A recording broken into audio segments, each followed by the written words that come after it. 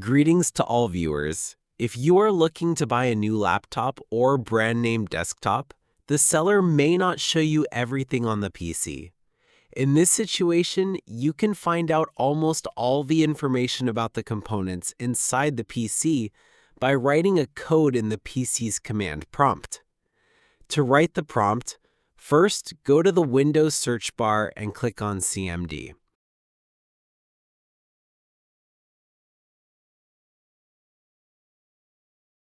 Then write msinfo32.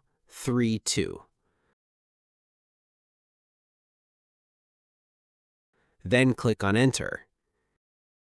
Here you can Windows system, including the motherboard manufacturer's name, model number, RAM, and more.